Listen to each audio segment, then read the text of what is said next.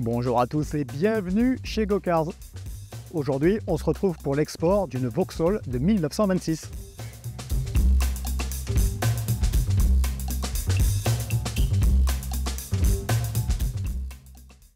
Et pour vous présenter cette voiture, on se retrouve avec son propriétaire Nicolas. Bonjour Nicolas. Bonjour Clément, effectivement j'ai acquis cette voiture l'année dernière, donc c'est une Vauxhall de 1926 et le modèle Princeton Tourer, donc avec une cylindrée de 2,3 litres.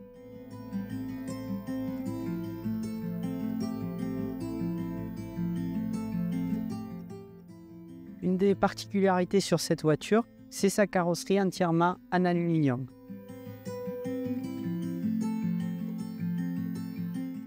Tu m'avais demandé de démarrer cette voiture. Eh bien, elle a deux manières de démarrer.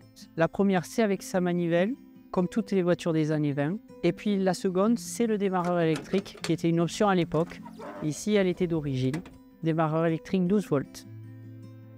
Autre particularité ici, c'est qu'il faut remplir les chambres de combustion avec de l'essence avant le démarrage à froid. Pour remplir, on va prendre une pipette d'essence.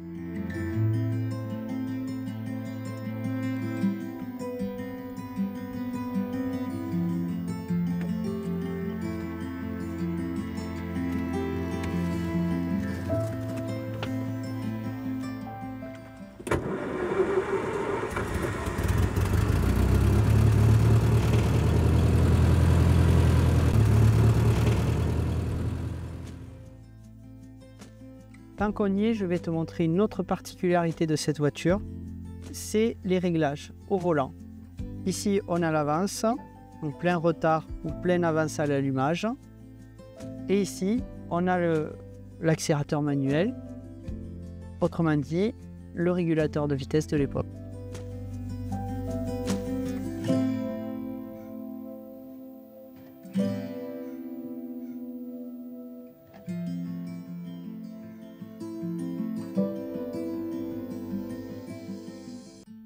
Je te parlais tout à l'heure de la carrosserie. Eh bien, celle-ci a une caisse toute en bois, comme toutes les voitures des années 20, et bien sûr recouverte d'aluminium. Sur cette voiture qui fait 1,2 tonne, on a un gros réservoir d'essence à l'arrière de 50 litres. Je n'ai pas de pompe à essence, par contre j'ai ce système qui s'appelle l'exhausteur, qui aspire l'essence par dépression et la renvoie directement au carburateur.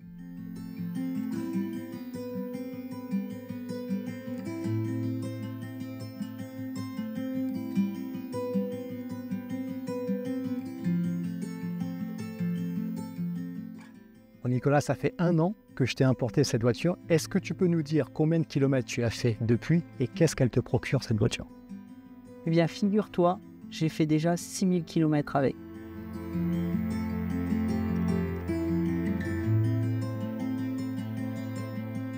Eh bien, je voulais une avant-garde performante.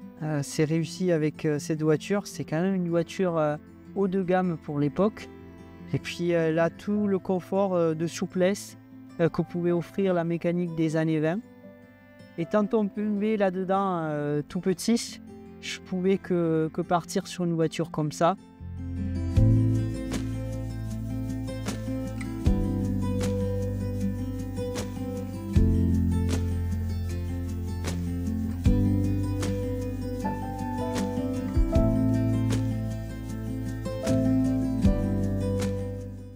Les voitures françaises sont tout aussi bien, mais cette voiture anglaise a une certaine performance que j'apprécie sur les routes d'ici et de tout le sud de la France pour quelques voyages ou quelques virées d'une heure juste, mais ça permet de souffler et en même temps de faire vivre ce patrimoine roulant.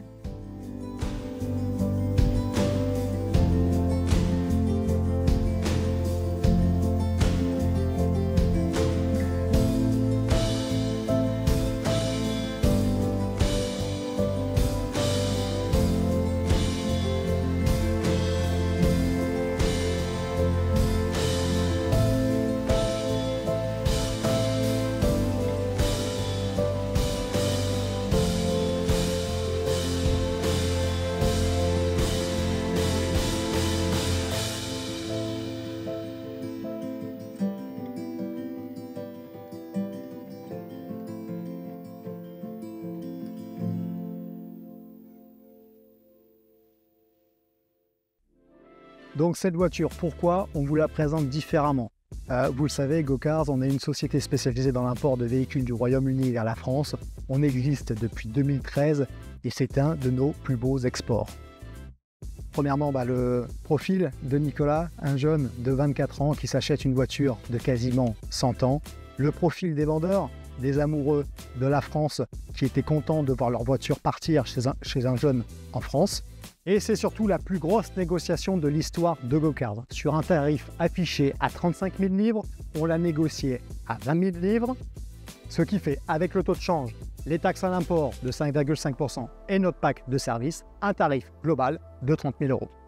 Voilà, vous pouvez poser vos questions dans les commentaires, je suis sûr que Nicolas y répondra. On espère que ce changement de format vous a plu. On vous remercie de nous suivre et on vous dit à très bientôt pour une prochaine vidéo.